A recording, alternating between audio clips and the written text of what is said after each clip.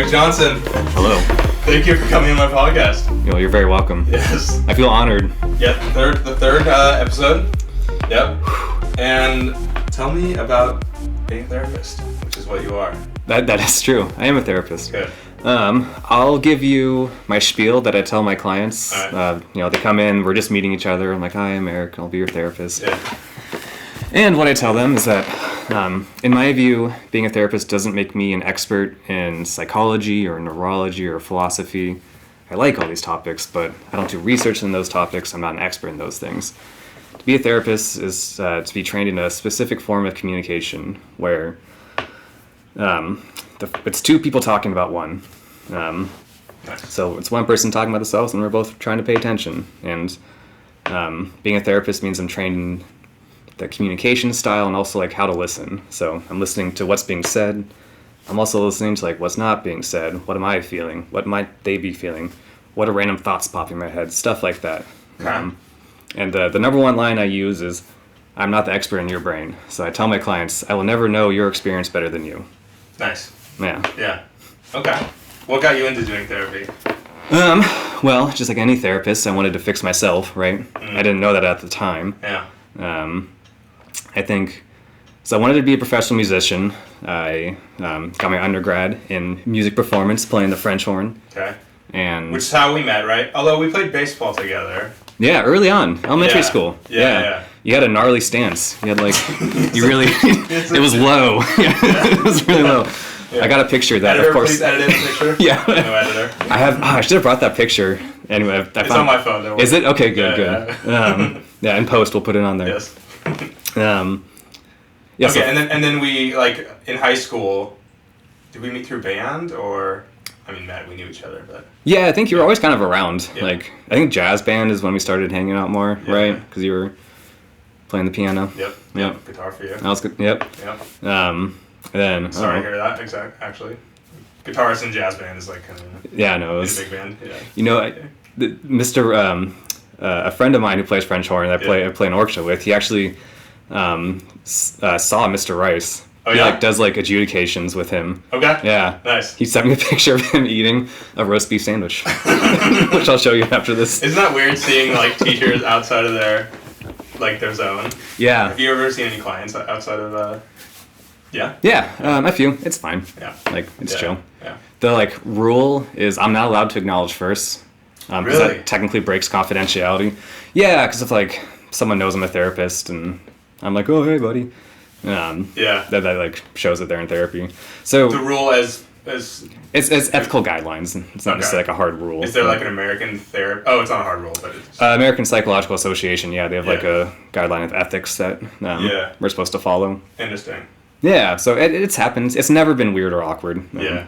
A few people have, like, not acknowledged. For the most part, it's like, oh, hey. I'm like, good to see you. Yeah. That's about it. Yeah. Yeah. Anyways, okay, so we met through music, and then you were majoring in... Oh, how to become a therapist. Yeah. That's right. Yeah. Yeah, so I wanted to be a professional musician. Seattle was expensive and it was very hard. And Yeah. I don't think I had quite the maturity for it. I was in therapy at the time, and my therapist said I'd be good at it. And so it was part, like, desperation and part, like, actual interest in it. Yeah. So what did you major in college first? So music performance was my undergrad. French horn? Yeah. Okay. And then counseling psychology was my master's. Okay. So take me through the process of, like, you wanted to be a professional musician, right? Mm-hmm. Okay. And take me through the process of kind of moving away from that, and was it hard? Yeah, so what I've learned, and I'm curious to know what your experience was like too with this, but what I learned, like, after the fact is I didn't have, like, the emotional maturity. Like, anytime, like, I made a mistake or encountered someone that was... You were how old at this point? Oh, I mean, like, early 20s, right? Yeah, 21, crazy 22. to I know. Yeah. I thought I had it all figured out back Yeah. then. Anytime I made a mistake or, like, was with someone, like, played with someone who was better than me, which both were frequent, it would, like, cause me to panic or feel, like shame and regret. Because, like, you know, I wanted to be the best, but also, like, had to pay rent, too, so there's kind of that desperation, too. Yeah. But yeah, I don't think I could handle it. And now I play now, and now like I don't care if I make mistakes and I try to learn from them. I'm happy with failures and stuff, and it's a lot more fun now. But When did you know or think that you wanted to do music as a career? early on, I mean, honestly, since like fifth grade band, when like because I started on trumpet, and I love just like trying to get as good a sound as possible. Like, I don't know, it's one of the pure experiences when you find something that like, like just right away, like, oh, I love this. This is fun. You don't, like as a kid, you don't think about it as like money or career or anything. It's just like, oh, I like this thing. This is really fun. And okay, but then in high school, as you got more, advanced as a musician, you were kind of like, I want to do this as a career? I thought it was my only option, honestly, because I didn't, I was like rebellious in high school. And I didn't study or do my homework. And I was like, I could just be a musician. I'll make it that way. And then senior year, I realized of high school, I'm like, that's probably not going to be the case. I need to like buckle down a little bit and like go to college and stuff. But I still chose music because I thought like, that's the only shot I have. I don't have good grades for anything else. Yeah. I was kind of similar in that I kind of stopped doing homework in high school. Because we're both geniuses. Yeah, exactly. Because of music, I was like, I'm going to do music. I actually wanted to drop out of high school at one point, just to do music. Yeah. Makes sense. And I was working hard at music. I assume you were too. Yeah, you were working harder. I remember. Okay. Yeah. Okay. You were working harder and smarter. Yeah. So you went to LA right after high school, right? Yeah. So I did running start in high school. So I almost did like more college during high school than after high school. That makes sense. Yeah. And then I went to LA. Was in music school for like 7 minutes. For jazz piano. Nice. Yeah. That's good. And then left and was teaching and started my business. Yeah. So. When did you give up being a professional musician, or have you? Yeah, well, that's kind of why I ask. But I would like to remind you that I asked the questions. Oh, I'm sorry. Your Honor, I apologize. For me, it was actually early on, and then I dipped in a lot of, like, does that make sense? Like, yeah. Like, basically, actually, in high school, I knew that I was like, I don't want to be just another really good jazz pianist. And then I still went to school for jazz piano for, again, a short time. Left, focused more on money, like teaching first and then hiring other teachers. Yeah. So, like, age 20, I moved more towards money than music, although the money was being made, teaching music. But then, I don't know, it always comes back, I agree. No, yeah. It's never fully left me either. Yeah. I've always come back to it. Yeah. I think the longest time I didn't play was probably like 2 or 3 years. It was after I graduated grad school and was working full time at a community mental health care clinic, and I kind of got away from it for a bit because I was trying to learn how to be a therapist, and but I always come back to it. I still never fully given up the dream, Yeah, it's like Magic the Gathering. Yeah, people always come back to it. Yeah, cardboard crack. Yep, that's true. Yeah. Although I never thought I would do that as a career. Luckily. Some people do. Some people do, yeah. Start streaming, hey, who knows? Exactly. Yeah. So were you, when you were like, I want to do music in high school, and you were probably telling people, maybe I'm wrong, but people knew that you wanted to do music, like your parents, like... Yeah. Did you get pushback? No, my parents were always really nice about that. Okay. Like, whatever I wanted to do. Okay. Like, yeah. Yeah. I used to, not from my parents, they were, kind of wanted me to pursue what I wanted, but from, like, counselor at school, was like, oh, music, you probably shouldn't do this, and then even a Really? Yeah, does that sound harsh? It does. Well, I had the opposite experience where it's like, well, that's probably the only thing you can be good at. I guess if you want to try something, might as well be that. Yeah, it maybe wasn't as harsh as I make it sound, but she mentioned maybe some hesitancy about that, and then yeah. Did you regret it? Regret what? Like trying to go for music? That's a great question. I don't know, man. Yeah. I feel like maybe I would have focused, because I feel like I'm not super naturally talented at music. Like, that might sound weird to people. Like, compared to who? Well, yeah, like Mozart. Yeah, you're no Bach, but you got a proclivity for it, I think, I don't think it was bad, and I put in the work, but I don't know, it's tough. So I don't know. Yeah. But my reason for asking that is like, do you think people like not attacking you, like saying you shouldn't do music would make you want to do it more as a career? You know, like maybe this didn't happen to you. Oh. Like, you dig your heels in. You know, like when someone attacks your cherished belief. Sure. Yeah. Yeah. No one was really discouraging about me doing music. Yeah. Like I'm not like super naturally gifted at it, but I also think I've a bit of a proclivity towards it. Yeah. Yeah, I actually never thought about that, but no one was really negative about it. I feel like it would have been different growing up in the 50s or whatever, right? For sure. Like lately it's more about like follow your passion, follow your dreams. And what do you think about that, by the way? That's a thing now. Yeah. Well, I feel like that's how we grew up, was like follow your dreams. Yeah. I don't know how kids are growing up. I kind of think they're being pushed really only towards STEM because that's where like the money is. Yeah. Which is fair, I guess, but I don't know. I don't know how if I had kids, I like the idea of, hey, whatever you think you're good at, you should pursue, like work hard at it, and like. But there'd be some things they might want to do. I'd be like, oh, it's not a good idea. That like in hindsight as an adult, like, ooh, like there are a lot of adults that probably knew like, nah, you guys aren't going to make it as musicians. But like, I don't regret it in the slightest. I learned a lot. I still love it. I loved doing it. You know. Yeah, it's tricky the passion versus not thing. Like, I think there are pros and cons to the like follow your dreams, follow your passions. Like, for the right person, like it's the only option. Right? Think of some artist like who that's like the only thing and they're like super passionate about it. But a jazz piano teacher of mine once said like, if you're not sure if you should do music, you shouldn't.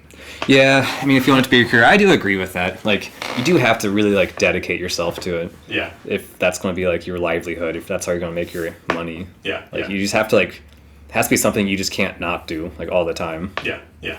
But I was sure about it, and I don't know. I turned it into a fine career, even if it wasn't, what I thought it was going to be. Yeah, because your business like is music like related. Yeah. It's you never fully left it. Yeah. Yeah. So. Yeah, interesting. Okay, so anyways, so you got into therapy, and then wait, your master's was in what? Counseling psychology. Okay. Yeah. Okay. So I'm a licensed mental health counselor. Okay. I don't know if this is interesting, but a lot of people get confused about this. It's not. Therapists to be a therapist in the state of Washington means you have you're a licensed mental health counselor, or a marriage and family therapist, or that's your licensing. You have to have a master's degree to get those, and we call ourselves therapists, or psychotherapists, or counselors, all of the above. Psychologists have PhDs in psychology, and so there are like some like to call yourself a psychologist, you have to have a PhD, Okay. and then psychiatrists have medical degrees. Got it. So there you go. Now a lot of people know that. Yeah. Have you considered going in for a PhD? Or? No, God, no. I don't really. I don't really want to do research. I really like being a therapist. I like talking with people. Yeah. I like. I feel like it's a good fit for me. I don't particularly want to do research. Yeah. Well, I mean, I tricked you into giving me free therapy by going on this podcast. Exactly. So enough about you. Now talking about me. What's your biggest regret? Yeah. Bringing you on this podcast. It's fair. Well, not bringing you on the podcast earlier. Yeah, why was I not first? Yeah. Third? Yeah. Okay, so you started doing... What's your first childhood memory? I'm sorry. Probably me crying on the steps of my... no. I'm going to get too personal. Yeah. Okay, so you started doing therapy. Mm-hmm. How old were you when you got your master's? 27? Okay. Yeah. Okay. And sounds then about right. What did you do after that in terms of career? Like, were you already, I'm going to say, therapying people? Yeah, I got in a good time, honestly. You mean before COVID? Yeah, honestly. Well, because of COVID, now you're never going to be out of a job, right? Is there some truth to that? I think there'll probably be a downside. Like, there's always ebbs and flows to like how therapy is viewed in like society. Mm. We've been on a very, very positive rise, which is nice, but... Yeah, and you've been fueling that, right? It's been all because of me, yeah. That's the drift. Yeah. Yeah, well, I say mean things to my clients because it keeps them coming back, right? It causes more problems. Right. So I become a therapist. Your last year is a year-long internship, an unpaid internship. So you start like actually working with clients in your last year of grad school. Okay. And so I worked at Navos, which is a community mental health care clinic in Burien, Washington. Okay. And I stayed there for 3 years. Keep talking. Yeah. You stayed there for 3 years? Yes. Yeah. Well, what's going on over there? I'm just checking this. Make sure we're good. Oh, nice. Yeah. Yeah. Keep talking. You're there for No, 3 years. You're looking at Twitter right now. Yeah. Yeah, just checking email. Yeah. Got other more important stuff to do. Yeah. You were there for 3 years. I was there for 3 years. Yeah. The community mental health care system across it varies state by state, but it's pretty chaotic and difficult across the country. So I had a caseload of 90 people.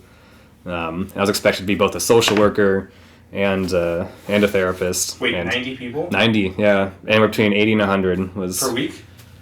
No, because you can't see that many people weekly, right? Because I only work 40 Yeah. hours, so a lot of people you see every other week or once a month. Okay. But you're responsible for on average 80, 90 people. Wow. Yeah, and all your clients are on Medicaid, which means they make $20,000 or less a year. Okay. So a lot of people struggling with a lot of difficult circumstances. Well, that's me now. No, that's 20,000. Yeah. But do you have to... You could. Is there a net worth cap? Yes. There is. Yeah, so Okay, if you own a house or a car, that does count for it. I believe. Don't quote me No, on because that. you were saying income. Yeah.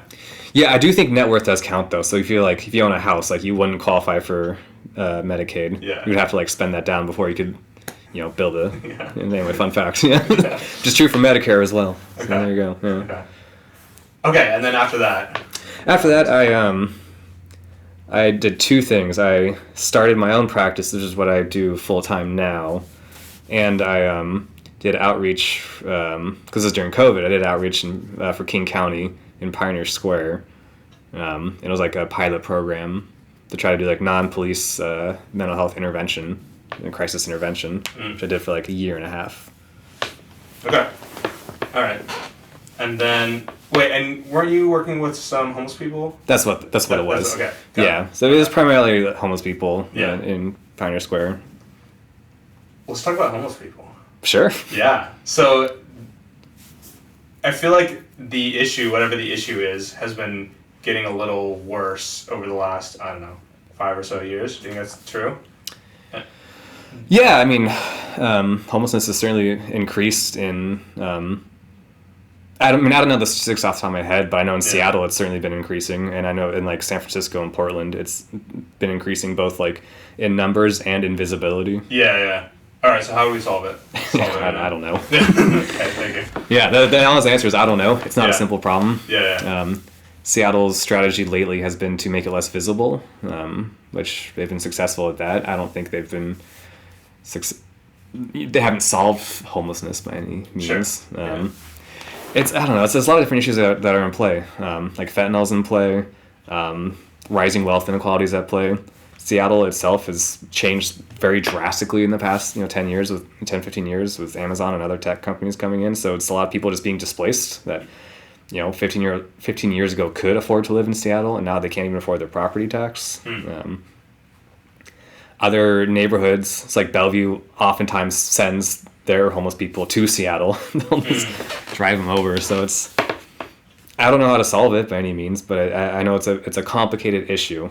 And a lot of people out there are high acuity people. So you could give them an apartment, but some people don't have the means to take care of themselves. Yeah. Whether it's intense schizophrenia, which is pretty common, or rampant drug addiction, which is certainly common. Yeah. Okay. All right. Well, we tried to solve it. We did our best. Yeah. It's not simple. That's all I can say. Yeah. Okay, so what do you do now as a therapist? How many clients do you have? What are all their names? Yeah, social security numbers. Yeah. So I have a caseload of anywhere between 20 and 24. Kind of depends on week-to-week basis. Yeah. I mean, it's all people from Washington State. Yeah. And where's your practice? You have a... Yeah, I work in Green Lake once a week. I Yeah. share an office with other therapists, and then it's just remote for the other days. Okay. All right. So, do you think... You probably don't think everyone should go to therapy. Well, maybe... Do you think people should try therapy? Yeah, I think everyone should. Yeah. I mean, I imagine it's good physical therapy. It shouldn't hurt, right? It should be good for you. You can always know your body better, right? You can always improve something. You can always stretch a bit better, learn something about your body better. Okay, so the gym shouldn't hurt? Hurt in a bad way. hurt, like Physical therapy a is bad fine, I hurt. understand. Yeah. Yeah. Yeah, I don't know. You can always know yourself better, right? Yeah. And that doesn't mean like every therapist is a good fit for you or like every type of therapy is a good fit. Certainly not, but I don't think it hurts getting to know yourself better. I think in general that's a good thing. Yeah. David Lynch, the film director who died earlier this year, I think, or something late last year.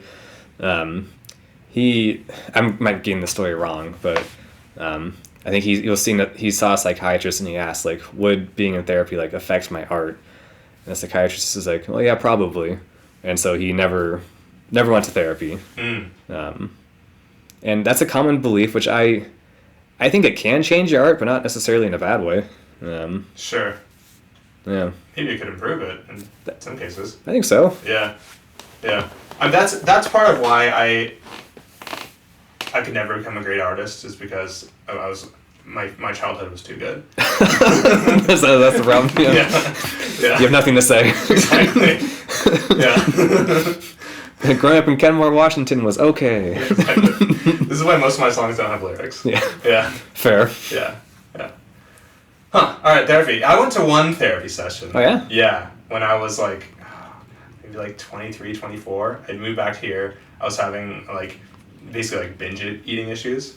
Yeah. And so I went to that one and then I didn't go to any others. Probably should have. That probably would have helped me more. Yeah, I think it's something that's good to commit to. It's uncomfortable. Yeah. So the therapist I'm working with now, it's been done 3-4 years, something like that. And for the first year, I like hated it. I went once a week and I didn't like it. He wasn't doing anything wrong. It was more about me than it was him. I really. But you'd been in therapy before then. Yeah, I went for like 6 months in college, and that was a really good experience. Like I enjoyed that experience. And, I started back up again in grad school because I was going to become a therapist. I thought like I should like just regular be in therapy. Yeah. And yeah, it was harder because I didn't like a lot of stuff about myself, which is why like I didn't like going to therapy, right? Yeah. Interesting.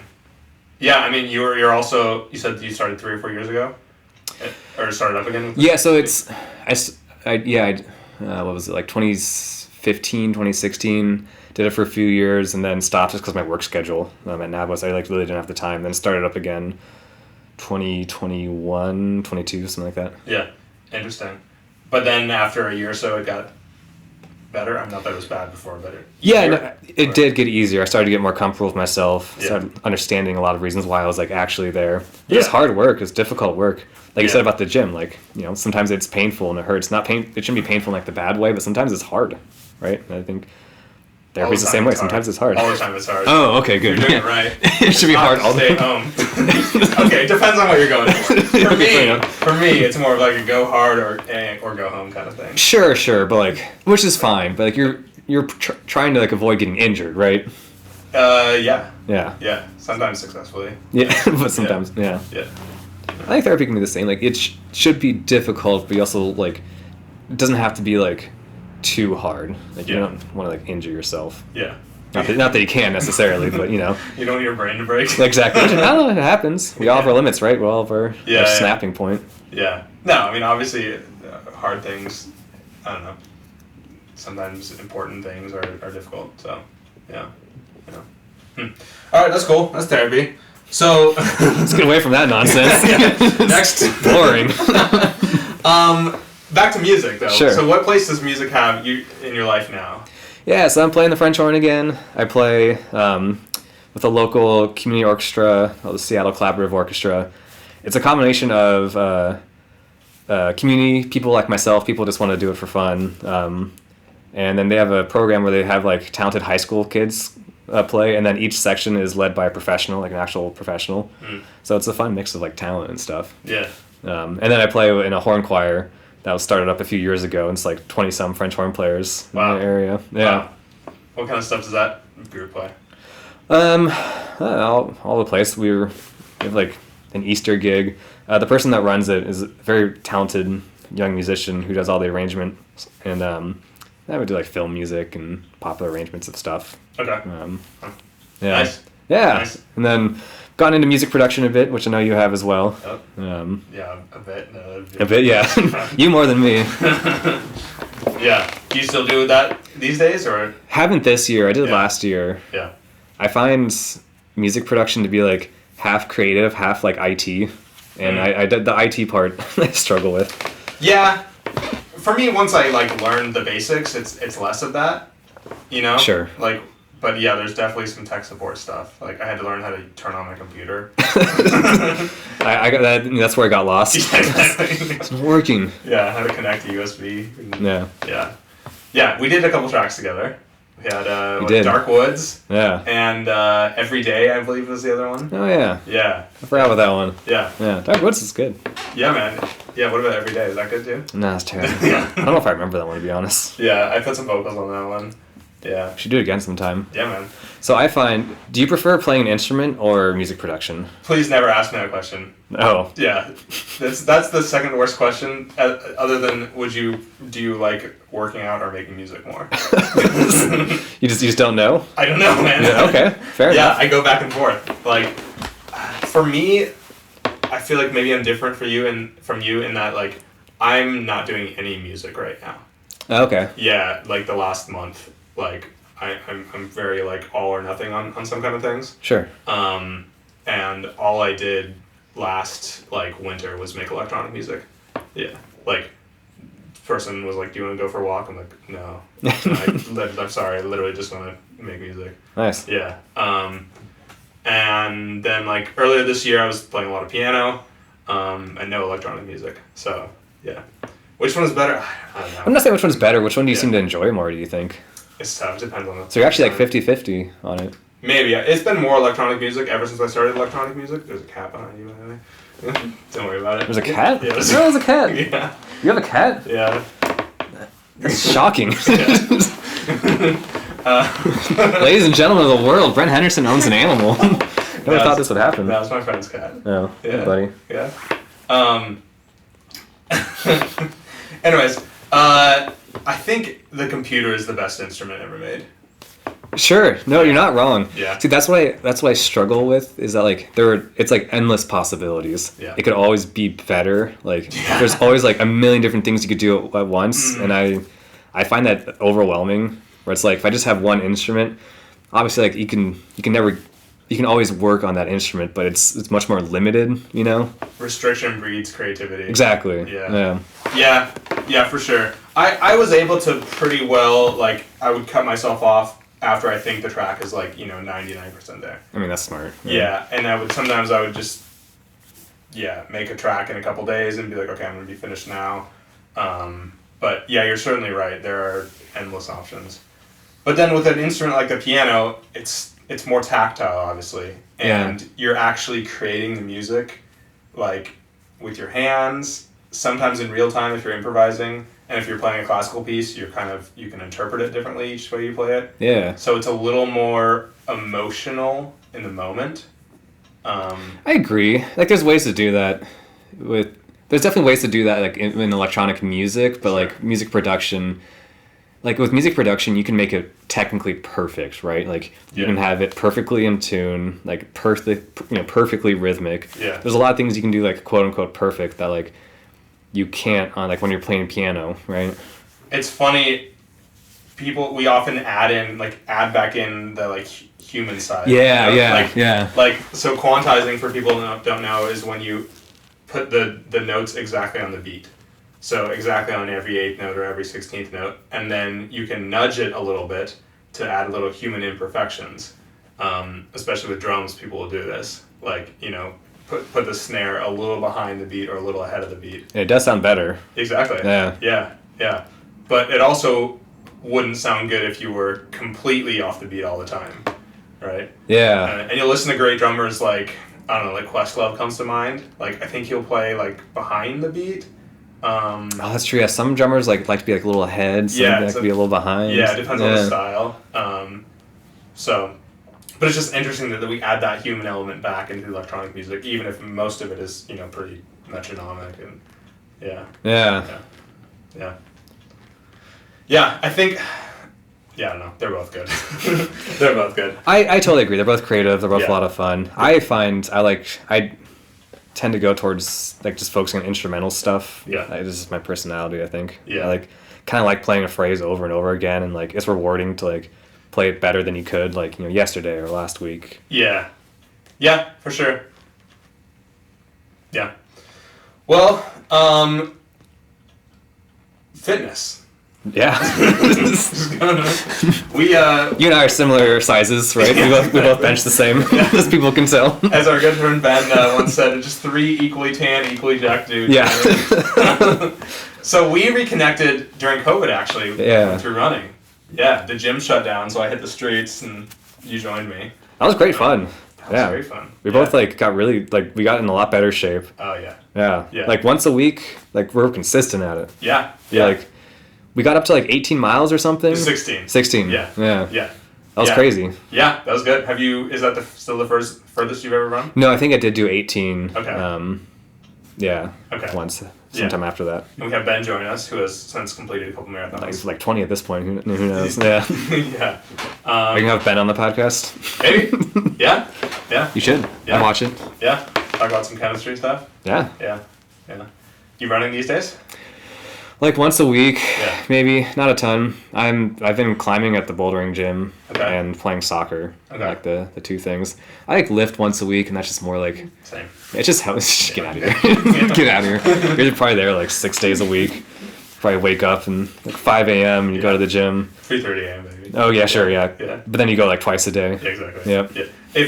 Trust me, if it was worth it to go twice a day, I would. Yeah, I know. But it's not, so I don't. Like, if I could get more gains going twice a day, I would. But there's a cap, probably, fortunately, for my other pursuits in life. Yeah. You can't just be at the gym all the time, Exactly. unfortunately. Yeah. Well, we're gonna go for a run soon, so I've been bulking up. So I've been doing limited You running. can beat up the concrete as you run. Exactly. Yeah. Well, I've gained 7 pounds over the last 4 months, so it's very slow. Okay. Yeah. Well, but yeah. So what have your goals been lately?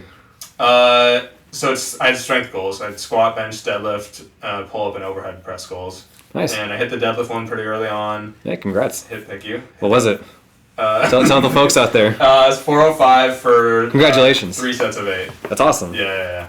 So did that, hit the overhead press goal, and then have yet to hit the bench, pull up, and squat goal, but I'll get there. So No, you won't. yeah. Bench you right out of this pot. As I tell my clients, you'll never succeed. Yeah. It's not good to You'll be have relying dreams. on me forever. Yeah. Well, hey, that's great. Yeah. What do you think? So, as far as mental health and physical health, what are your thoughts on that? Oh, completely unrelated. Good, man. I totally agree. No, yeah, obviously they're super related. I mean, like you feel great after going for a run. You feel great after lifting, after even just going for a walk. I go for a walk every morning.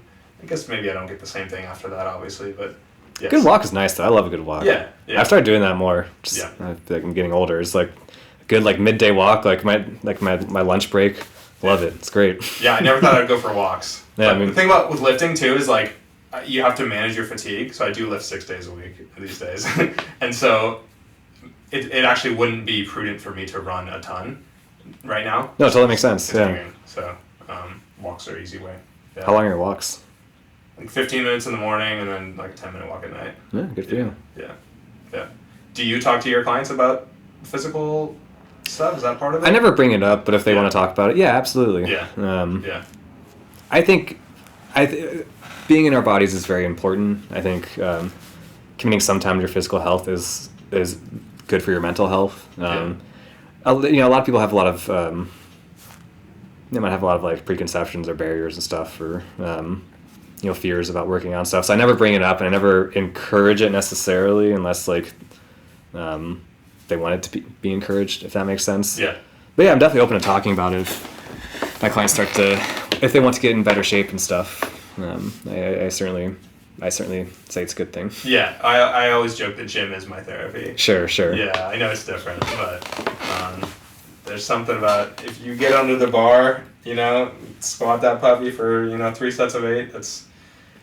I don't know, it's tough. You should try speaking aloud like your deepest childhood trauma while benching just to see if that will get you to your goal. Yeah, that. Might help. Yeah.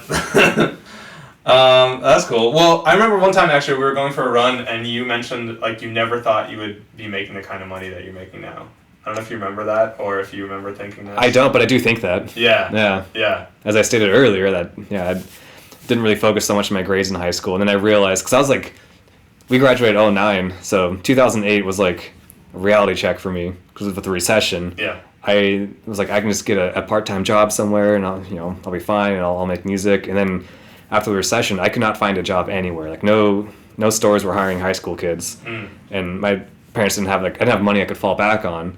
So I was like, oh my God, I got nothing I can fall back on here. So I thought I'll do my best to eke by. But therapists, we make an okay living. Yeah. Like I can afford to live. Yeah. Which is nice, and I didn't know if I actually expected that. Yeah. Growing up. Interesting. Okay, here's a question. At what point, you don't have to say a number or whatever, but like, sure. Let's say, how old were you when you felt the richest? Do you know what I mean? Or maybe it's now. Like, it was honestly probably during COVID, when like I was transitioning to private practice and working community mental health. I was like had multiple good incomes, and also like it was COVID, so I wasn't really spending anything. Yeah. Yeah. But the real answer is probably like right after grad school, because like I've worked at Starbucks for like 5 years to get myself through grad school, and like was just month to month, paycheck to paycheck, and then once I started getting a consistent paycheck after grad school, I felt like noticeably calmer. And I was like, all right, life is, I can afford rent, I can put money into savings, I don't need to worry about this stuff anymore. Like, can't afford like a Seattle house by any means, but I can still like afford to live and like have some fallback and some safety net. Yeah. Like that was when I felt like the richest. Yeah. Yeah, it's interesting, right? Because I've heard people say like, their first like, they felt the richest when they made their first 100K, or like, the first, it's coming from nothing to like a little bit of something is usually the. Yeah, in my mind, if you make more than you did, like that's exciting. Yeah, right? exactly. And I'm not the type of person that cares about like wealth or like, I don't know. I'm not a person that cares about that. I don't like to focus on money all that much. I know like we have to as adults, and there's ways to like invest and be smart, and you got to plan for your retirement and whatnot. But I don't typically focus on like I must like grow my wealth. Yeah. It's not like my daily goal. Yeah. I think with a lot of things, it's part of like what makes music and like especially an instrument fun is you just like daily gradual ascension. You know what I mean? Like with piano, like it's fun to wake up the next day and you're a little bit better at this piece than you were before. Sure. Yeah. That's how it feels for you, like financially. Like it's fun to. I mean, I haven't made money in like years, other than the market, like, which is a whole other story. How's that doing these days? I mean, probably bad now, but like over time, like. No, yeah. Great. I mean, so I don't know. What's the question? It's just fun to get better at things. Yeah. Speaking of books. Yeah. I'm a fan of books. Books are great. Do you like books? I like a good book. Are you reading any right now? Captain Underpants. Yes. Everyone Poops. Yes. They're all great. Yeah. I'm reading Freud's Interpretation of Dreams, which is really fun. I'm really liking it. I think Freud is really misunderstood. He definitely believed his crazy stuff that hasn't aged well, but Freud was much more of a scientist than I think people realize, and it shows in his writings. And some stuff's dated for sure, but he was like he had a very, very scientific mind. So reading his thoughts like on dreams is interesting. Like he goes about it at the time like an early 20th century way. Like he really like puts a lot of thought into it. So I'm reading that currently. Where did he live? He was Austrian. Okay. And then I don't remember exactly when, but came over to the States later in his career because of the Nazis. Yeah. Because Freud was Jewish. Yeah. Prudent. It's a good idea. Yeah. Okay, and what else are you reading? I'm reading a fantasy novel called Once Was Willem. That I have a book club of high school friends who read mostly like fantasy and stuff, which I'm liking. It's a thing to read before sleep. Nice. I find like reading before bed is a little better than like listening to a podcast or watching something. A little easier to fall asleep. Yeah. Yeah. What about you? I am reading a book about GLP-1 drugs, like Ozempic.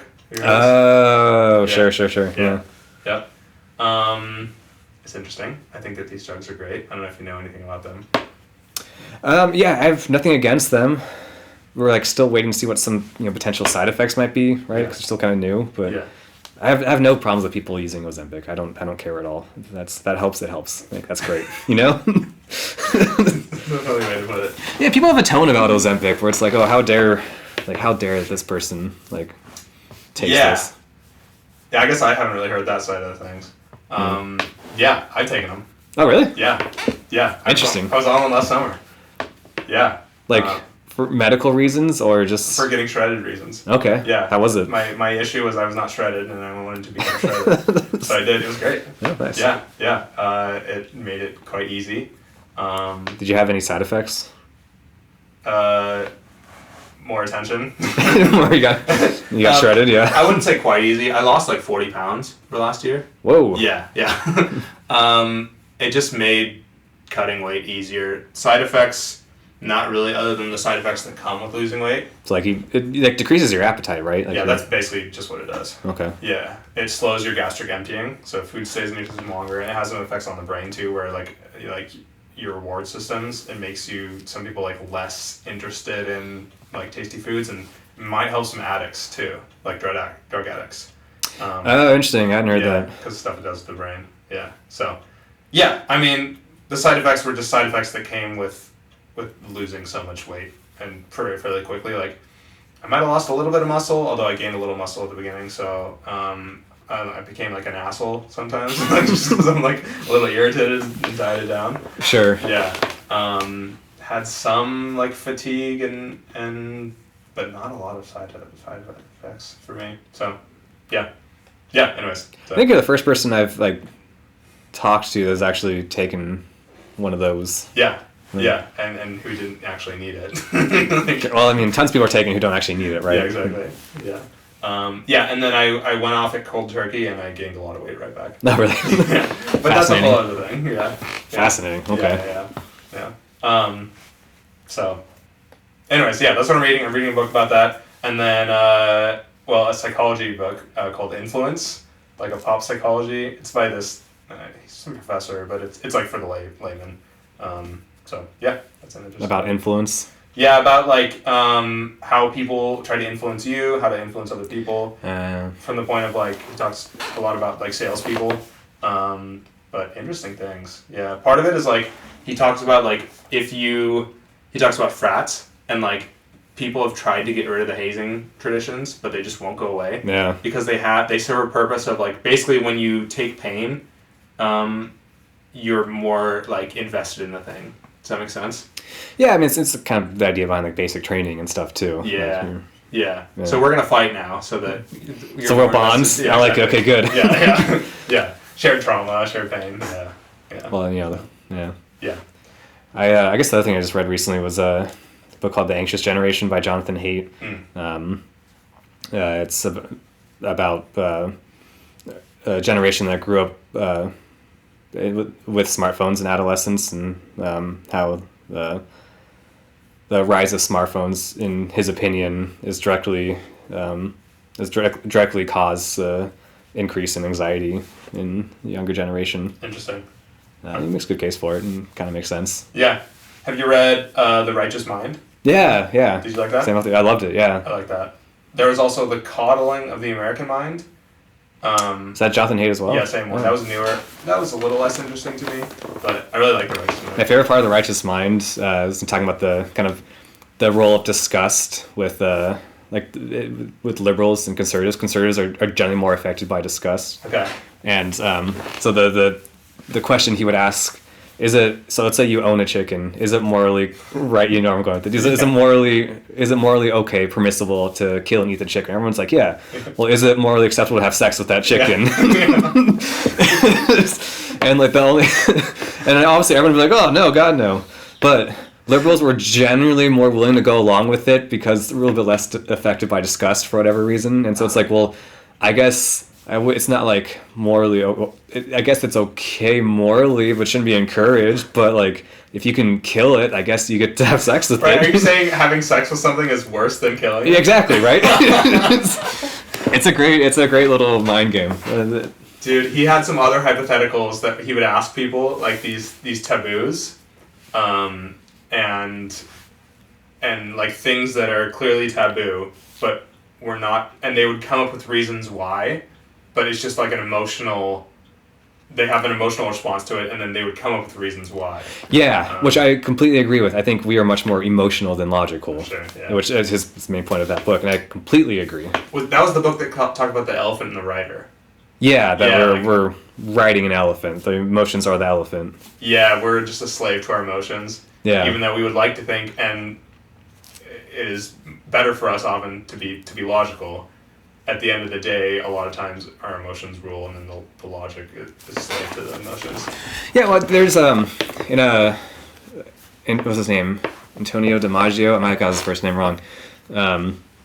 He's a neurologist, and he did a case study on people who, for whatever reason, like were disconnected, like neurologically, from their emotions, and you would think they'd become much more rational. They'd behave much more rationally, which the exact opposite happened. They actually behaved much more bizarrely. Huh. They would behave irrationally, because a lot of things, like emotions, are useful in our like day-to-day like decision making. Like something makes us scared, that's probably a good thing. It makes us scared, right? Yeah. Yeah. It seems to be like, as a culture, we're accepting more that like we are emotional. We're getting away from the like we only think and we're only hyper rational. Interesting. But no, our emotions, I agree, the elephant turns one way, and then we make an excuse of why we thought we chose to do that, but really like our emotional elephant went that way. Yeah. I disagree. As a man, I have no emotions. That's correct. Yeah, that's good. Yep. No, of course. That's your emotions are in the gym. That's right. Yeah. That's how you lift. I mean, have you ever had tears in the gym? I have while running. Yeah. I had a good cry while running once. It was nice, Yeah. but not while. I don't think while lifting. No. Yeah, me neither. Yeah. No, we can't admit a vulnerability. That's bad. I mean, when you first benched 225 for 5x5, how are you not going to have at least a couple tears in your eyes? I mean, if you're cheers of joy. You should be proud and excited for yourself. I don't lift quite like that, Right. I've never. I was like, yeah, I squatted. That was cool. Yeah. But yeah, running for sure as well, man. Yeah, running even more. I mean, running is just, well, it can be more painful in certain ways, which I think is part of it.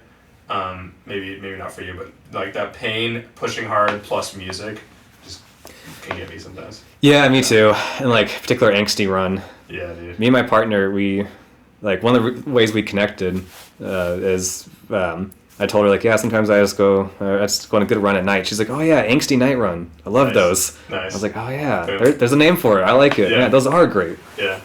Oh yeah. What book has had the most influence on you? So I've thought a lot about that, and I don't have a good answer, unfortunately. Wow. Because I wanted to answer it honestly, and honestly, Yeah. I don't know. I mean, Yeah. I mean, The Righteous Mind is not a bad answer, to be honest, but I think it has to be earlier on, like a book you read as a kid, or like high school, or maybe college. Sure. This is a really strange answer, but one that came to mind was a book called Treason by the Book. It is, I read it in college when I took like modern East Asian history, and it's a book, it's like a historical, not fiction per se, but like fictionized. Back in I think it was like the Ming Dynasty or something, historians found papers that were like an investigation over like whether one person criticized the emperor. And it was like a detailed, months-long investigation on whether this person said something critical about the emperor or not. And it's dry and it's long, but it's fascinating because it's all about like, oh man, it's all about like propaganda. And I remember, for whatever reason, that it was really impactful because it helped me see like, oh yeah, things we say might not match how it's investigated after the fact, and living in a society where like anything you say can be like, if any type of like authority can have any type of like authoritative punishment, it's insane like how far governments will go. Mm-hmm. So I think to some degree, like we've I mean not in, I don't think we're there yet in our country now, but learning about other countries that have had authoritarian dictators and like the type of propaganda that's used and the type of like punishment, the lengths they'll go to like persecute someone over something they said, I thought was fascinating. Yeah. I don't know why that's my answer, but it was a dry, kind of difficult read, but it was fascinating how like thousands of years ago, some like random peasant saying something that might have been critical was taken like so seriously. Yeah. Interesting.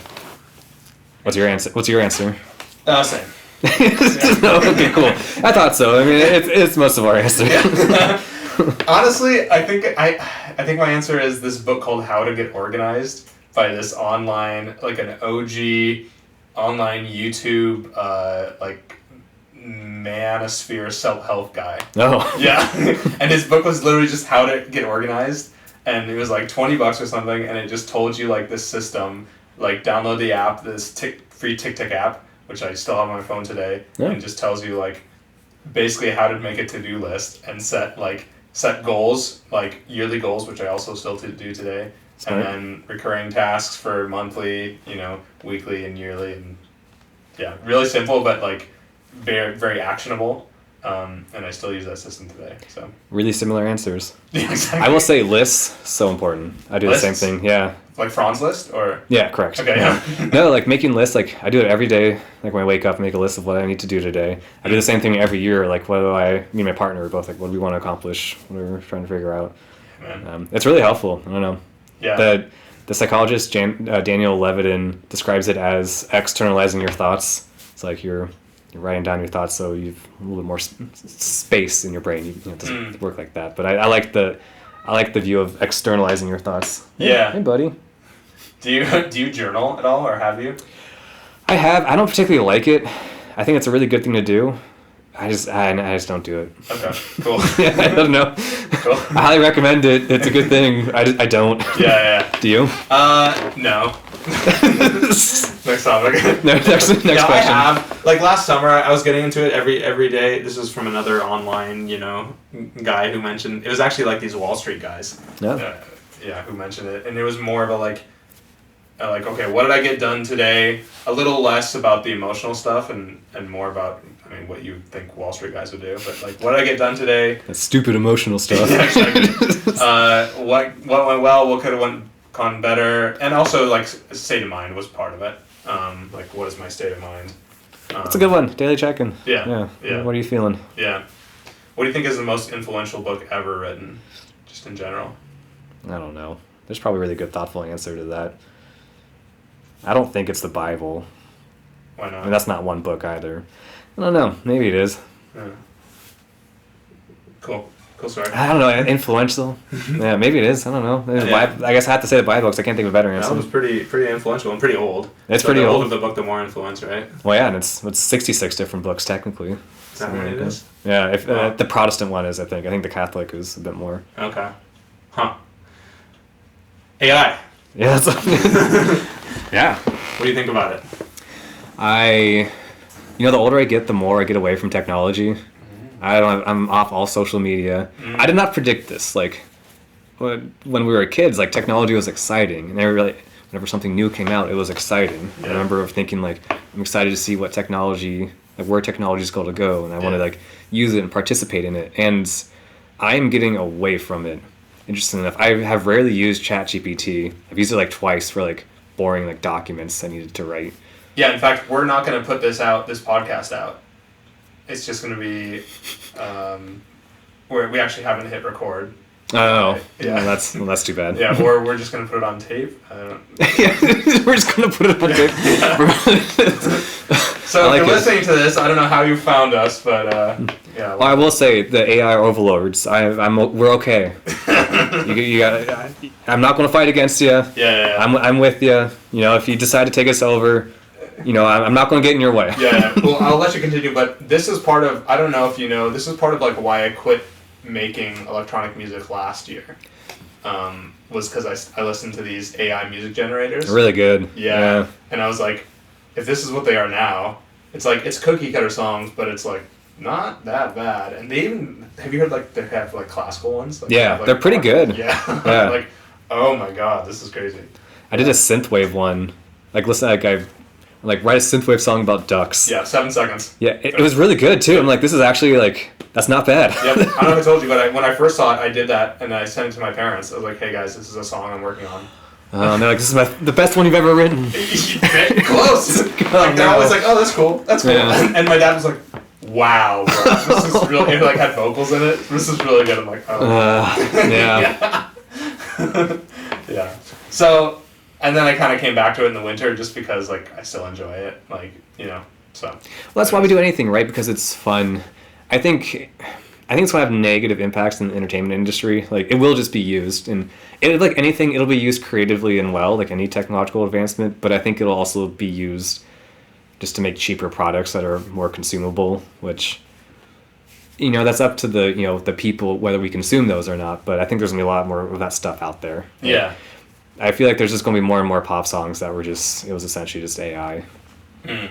Yeah, I haven't really listened to pop songs lately, so yeah. Well, yeah. Maybe one day. Yeah. Do you think AI could destroy humanity? I mean, I'm not the person to ask, because what do I know? Yeah. But if you guys do, I'm not going to get in your way. But leave me alone. I'll live in the mountains somewhere. You don't have to worry about me, AI overlords. I thought you were about to give an opinion. Oh, no. I don't know, but here. I don't think so. If I had to guess, no. I mean, we don't have AI right now. Like, as far as my understanding, like, it's not artificial intelligence. It's extremely impressive in what it can do, but it's not intelligence. It's just like a really impressive like database searching or whatever. Once again, I'm not the person to ask here. But that gets into some semantics, like what is intelligence? Sure. Yeah. I mean, certainly there's no self-awareness, which is, part of intelligence, I would say. Like, is there intelligent life on Earth? Like, not in this podcast. Wow. Besides human beings, like, yeah, probably. I mean, Yeah. there are probably some animals that have some form of intelligence. Yeah, of course. Yeah. So you don't use ChatGPT often or at all? I've used it twice. And both times were useful. It had like. I've used it twice during this conversation. That's what came up with those really good questions. Yeah. Yeah. I mean, one was for like a boring like legal document I needed to write, and like it was helpful. Yeah. I think that was both times, but I have nothing against ChatGPT. I mean, Yeah. I'm sure I would use it in high school or college if I had. I'm sure I would have used it. Yeah. Without a doubt, I would. Yeah. If I was a student, I would be using it, but Yeah. I don't really need to. So, I use it. Sure, there's nothing wrong with Yeah, I think it's a great tool. And like I was gonna make a YouTube video last night, and me and my girl were like, we're gonna think of a script. We're gonna do it about the GLP-1 drugs. And I was like, okay, we're gonna come up with a script, like talking points. And I was like, typed it out, GLP-1, and like, what are they? And then I just thought, I was like, wait. And then I just typed in ChatGPT, write me out a script, and boom, 1 second, boom, boom, boom, boom, boom. Just did the whole thing. Yeah. I was like, well, that was way better. So I'm just gonna do that. Insanely good tool. And like, when writing emails to clients, to coaching clients, I'll just like use that to help me with formatting and like wording. Just Totally makes sense. Yeah. So I think it's an insanely good tool. No, I think so too. Yeah. I just don't think I need to use it. Like. Yeah. My emails to the clients are short, and Yeah. I think it's important. It's like genuine. It's rare I need to write anything like in like legalese or professionally. Yeah. But I think about it, I didn't use it for my website, which maybe I should have. But For the wording. yeah, for like my bio about myself and stuff, I did it Yeah. all in my own voice. Maybe it would have been more helpful to use it. But Maybe. I think it's important. Like, I kind of want to keep that muscle, like, Yeah. because the less you use it, the worse it'll get, right? Yeah. There are some people who think that writing will be kind of a lost skill. It could be. Yeah. Like if you can just have ChatGPT do it. Yeah. It could be. I don't know. Yeah. I don't think we'll get away from like human creativity, right? And it'll look different as humans progress. It always will, but Yeah. I don't think we'll fully ever get away from human creativity. And there's always backlashes to things. There's probably like a counterculture movement of people like using flip phones now, right? Like, I bet there is, in all honesty. I think there's like, I'm not the only one that's gotten away from social media, right? Yeah. Like I've technically like for the most part, I use less technology now than I did maybe 10 years ago. I'm Interesting. much less online than I was 10 years ago. Partly just because it feels healthier, and I don't think I'm the only one. Yeah, I like it for business. Like, obviously, internet is great. Well, you kind of have to be on business now. Of course. Yeah, and social media too. That now that I'm like trying to build up like the fitness coaching thing, Mm-hmm. and but yeah, I'm certainly not like scrolling all day. Like, oh, what's this person's life highlight? Yeah, no, I definitely don't do that. A lot of my clients talk about that.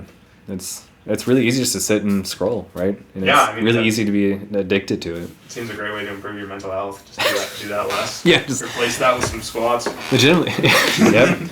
Or running or whatever. I guess. Yeah. Life advice for younger guys. Do you have any?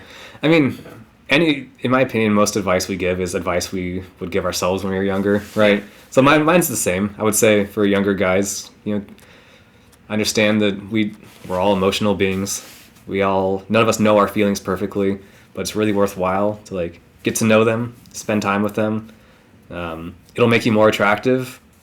It'll make you a better person if you get to know your feelings better.